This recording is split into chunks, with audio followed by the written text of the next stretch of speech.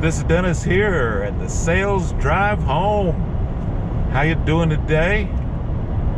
We were just talking to I was just talking to myself about what we were going to talk about. Got it nailed down. We're going to cover a few things today. One, we're going to cover the Pepsi that blew up in my truck today. That's cool.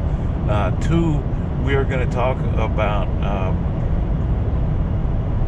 the weeds your salespeople will get you into. And then we're also going to talk about a holistic approach to dealership management. Woo! Packed full of interesting tidbits. So we're setting the cruise, 75 miles an hour. And here we go. So again, my name is Dennis from the Sales Drive Home. You can reach me at dennis@thesalesdrive.com. Email me with questions or concerns or comments. Whatever, I am available. So yeah, we were talking about so just a quick tip: if you leave a Pepsi that you forgot when you walked into work today, you leave a can of Pepsi right in your cup holder, and then it gets hot, yeah, that explodes. The can I can't show you the can because it's got Pepsi all over it, but trust me, don't do that. And then secondly, I was out talking about the weeds that your salespeople can get you in sometimes, because you've got to, and again, it goes back to the same thing that I talk about a lot, but I believe that it's true.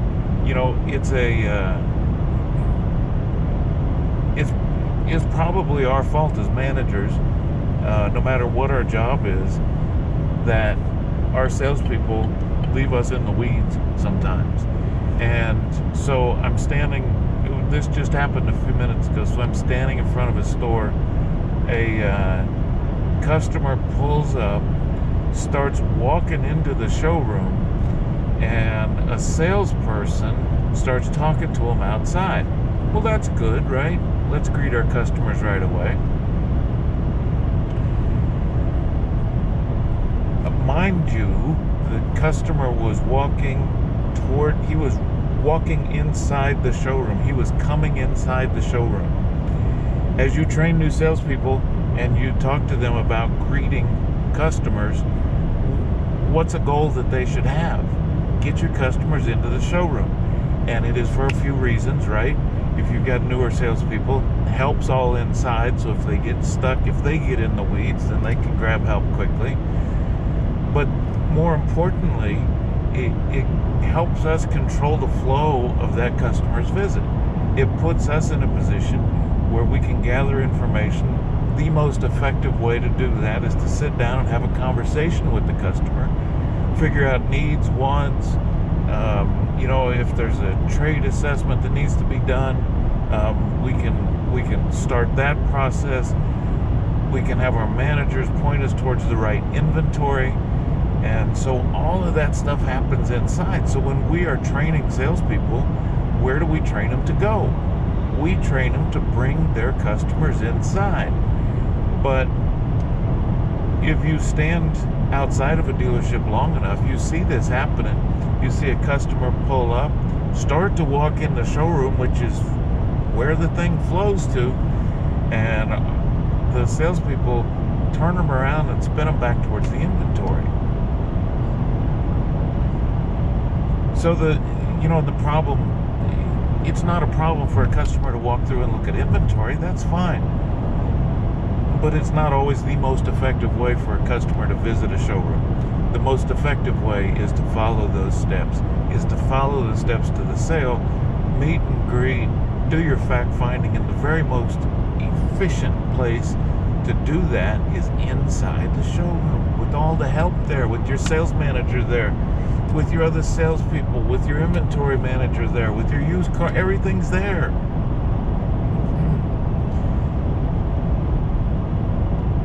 But it happens all the time.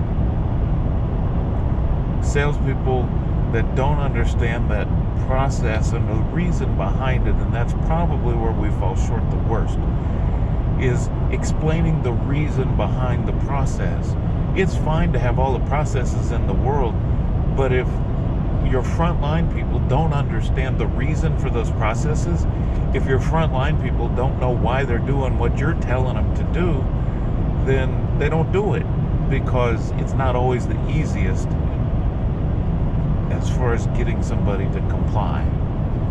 So they're going to take the path of least resistance, right? They're going to say, oh, well, sure, you want to look at some trucks? Okay, that sounds pretty easy. Let's go look at some trucks. And you walk around and you look at the trucks, and guess what? The customer picks out the wrong truck because it's too much payment, because it doesn't fit what they're trying to do.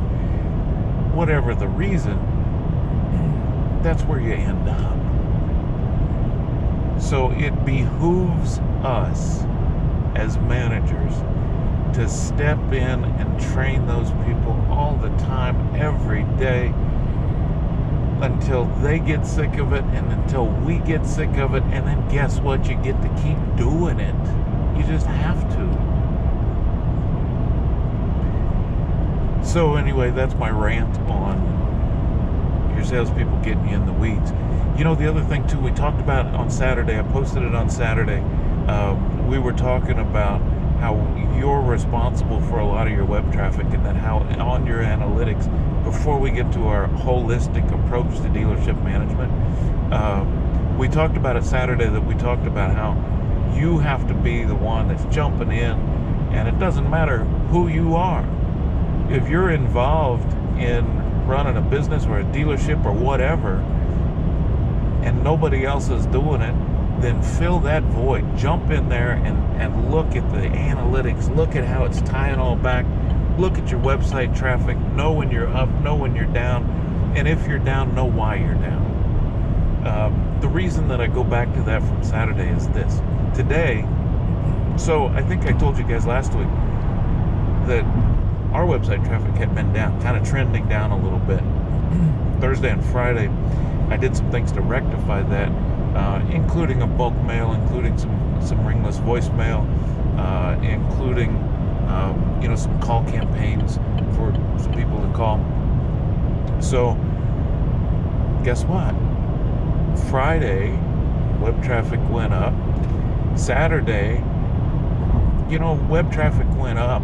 Dealership floor traffic was not super great, but it was on that upward trend. And this is what I was telling you guys on Saturday, is if you look at those analytics and you are looking, you can almost always predict that the day after tomorrow or tomorrow is going to be a busy day, just because I got increased web traffic, which usually leads to increased leads. But more and more, that's the lead part of it becomes less of a predictor, because it's not all about the leads anymore. Sometimes now it's more about just that raw traffic, and that raw traffic is driven by you. It's driven by your ads. It's driven by your marketing that you've got going on everywhere. It's driven by your people. So all of those things tie in, but the proof to my thesis is that, so Saturday was okay, but Monday was a better Monday than a lot of Mondays, because that traffic was trending up.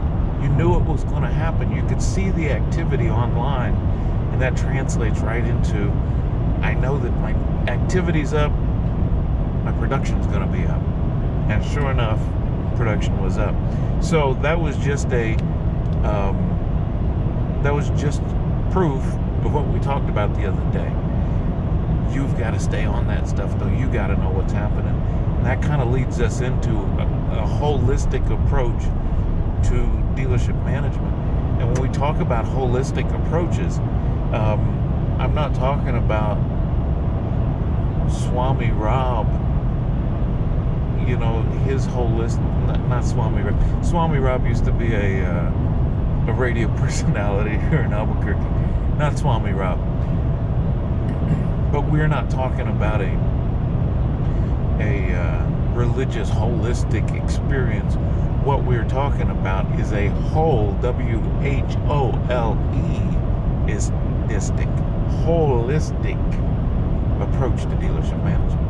You like that, don't you? You're going to take that, aren't you? It's okay. Trademark pending. No, it's not.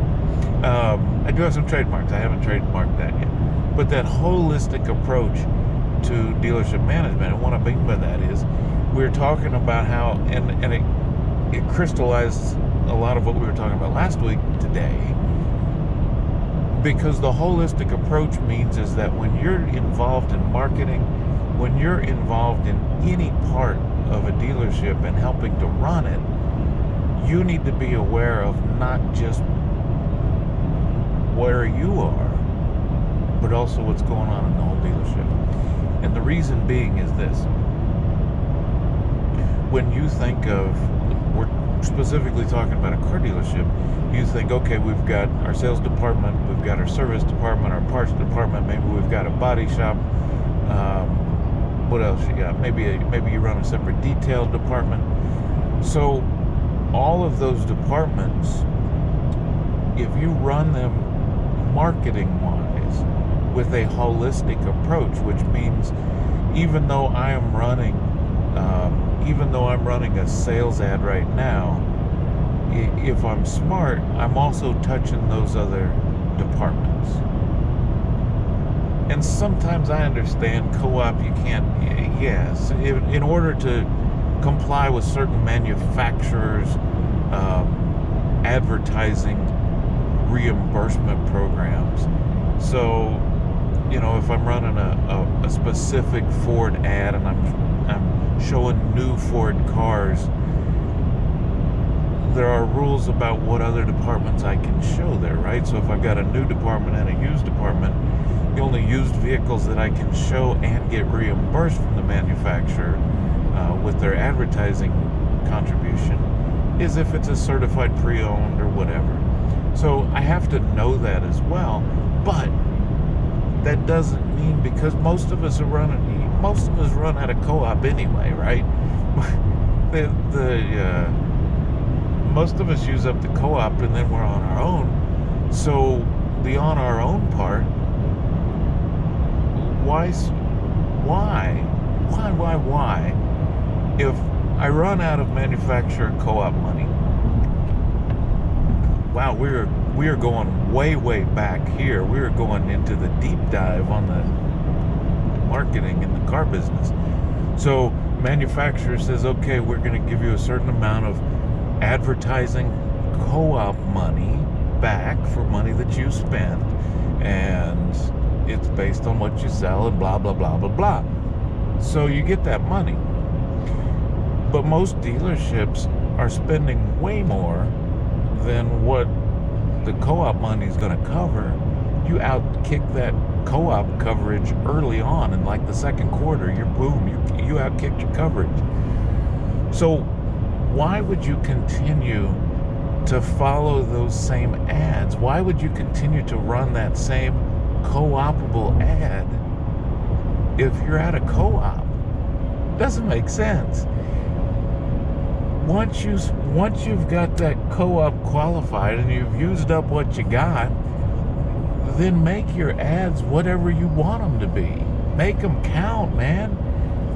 Don't just say, well, I did an ad this month and it's all about the one department. It's all about new cars, and don't throw anything out there for service.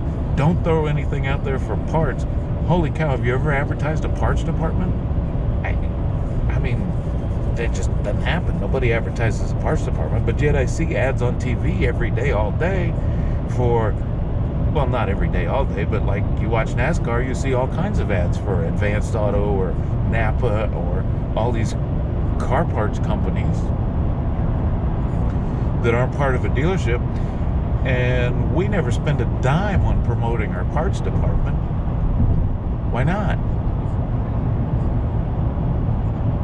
I think it's a couple of things. I think that when we think about that holistic approach, the problem with a lot of it is that a lot of general managers, owners, or whoever else is running the dealership,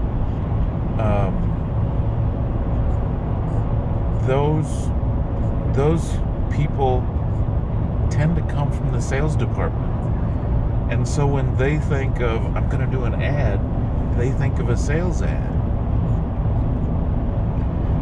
Now, occasionally they'll say, okay, we're going to do this sales ad. Oh, throw an oil change coupon in there too. We're nice guys. We're going to throw an oil change coupon in there. But that's not what it's about. I mean, if you're thinking that your service department and parts department are going to absorb what they need to absorb in your dealership expenses every month, which is what? I mean, a high number is as much as you can get, right? 80%, 85%, 70%, if you can, if you can get up into those numbers, and that's the absorption rate from your service and parts department, so that monthly bottom line, this is what I need to make, is almost getting taken care of by your fixed operations. Why aren't we pushing more advertising that way? I mean, especially if we're not worried about the co-op part of it. Why? I don't understand. Why aren't we spending more money? I mean, I'm on an interstate. I'm at an interstate. I drive it every day with you guys. So if I have a dealership and it's right on the interstate and I got all these people driving by, why am I not pushing ads out, geographically, so that if somebody needs tire service, or if somebody needs some kind of mobile service on a vehicle that broke down on the interstate, that I'm not popping up when they're from out of town and they do a quick Google search on, repair facilities near me. Man, I should be number one, number two every time.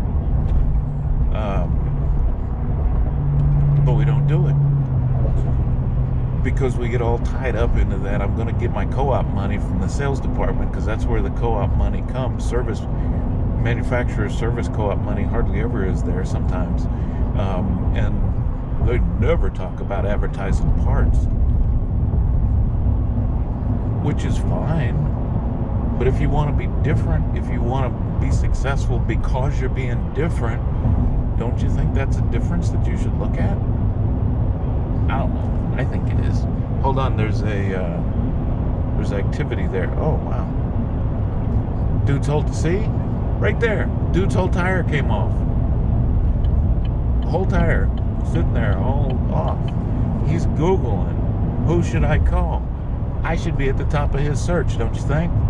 I think so too.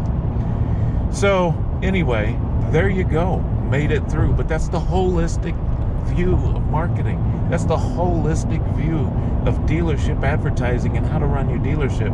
No matter where you are, you need to be tying in all of the whole dealership together to make sure that it's one cohesive unit. And I'm at my exit now. So it was awesome talking to you guys. My name is Dennis at thesalesdrive.com. Thanks for joining me for the Sales Drive Home. And I'm out of here. I'm getting off, going west. Peace.